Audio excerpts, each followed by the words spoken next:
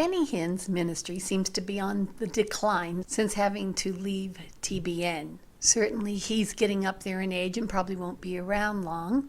But how many people realize that there was actually a TBN conspiracy between the Crouches and Benny Hinn, Oral Roberts, and a whole stable of false teachers and false prophets who over the years gave incredible wild stories, such as Jan Crouch raising her pet chicken from the dead, or Benny Hinn supposedly raising freshly demised people from the dead also.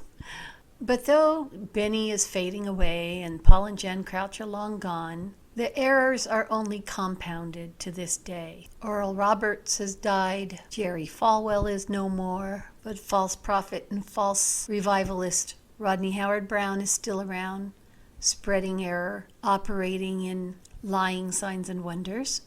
And he's made a big impact on other false prophets today. But if you've watched my last few videos about the occult coming into the church, I might want to add this addendum of the sort of wickedness that we got from televangelism, thanks to the Crouches, to TBN, and those associated with them, that to this day have rearranged the whole view that the world has of the church. Whether you approved of them or not, you're included in that false representation, that others see the church in that light, or should we say darkness. So here's just a little run-on clips of their chicanery, and you can see how they operated with spiritual threats, spiritual blackmail, and every evil scam that mankind can come up with to threaten people spiritually away from daring to come against their wickedness. I am not their judge, but God certainly is. And when that anointing comes on you every single time, you're not you anymore. You almost wish you can stay under that anointing 24 hours a day, so you can be that different man all the time. It's kind of the doorway to heaven. But I'll tell you, the anointing brings us closer to heaven. You're so strong, your skin almost comes off of you. You feel like almost you're going to blow up under the anointing. I've had moments when I've said, Lord, please, I said, don't let anything happen to me physically, because that anointing will search through me with such power. Think about touching electricity. Exactly. What can happen to you, you know? Imagine that power, which is greater than anything earthly, flowing through a body.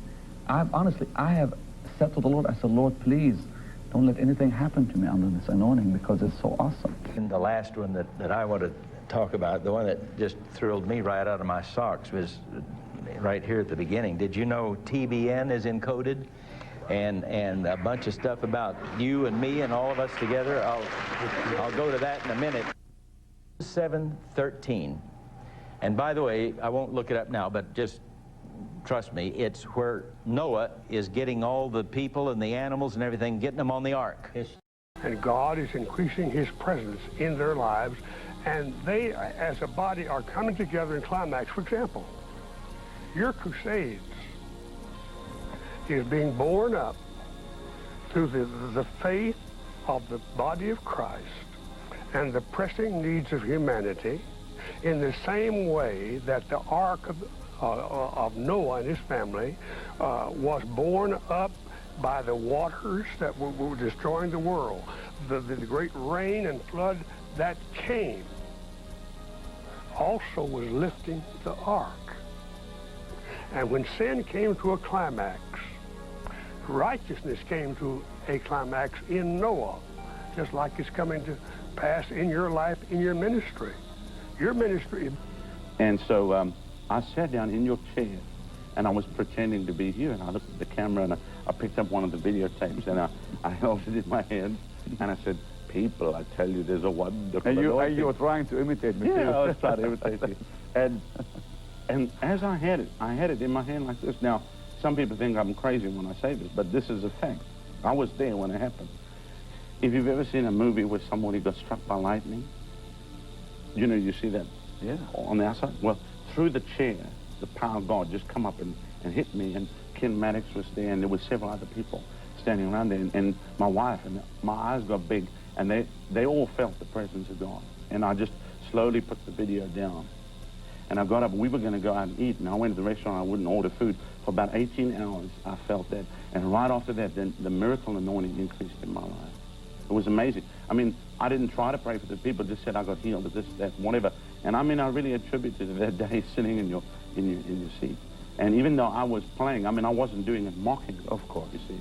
And, but the anointing of God just came and God touched me.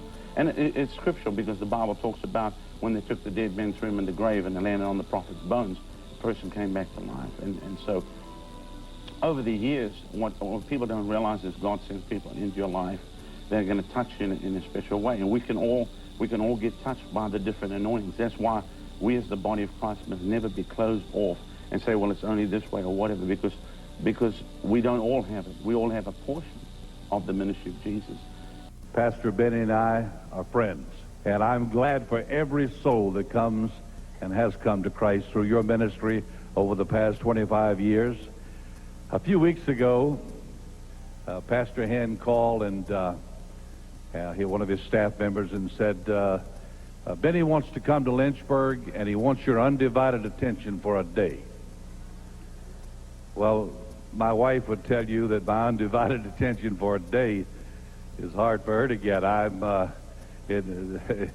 Like your pastor, I scheduled too many things, but he came and we had a wonderful day together.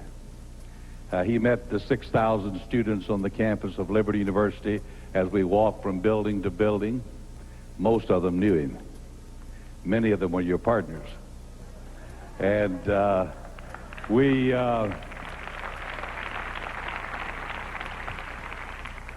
spent a lot of time in conversation about what God is doing. Yes, Lord, I'll do it. I place a curse on every man and every woman that will stretch his hand against this anointing. I curse that man who dares to speak a word against this ministry. A dimension hit the church that is indescribable. So much so that literally the multitudes began coming into the kingdom, and the shadow of Peter healing the sick, so much so that the Bible declares even those who opposed them dropped dead. Those who came against the church could not win.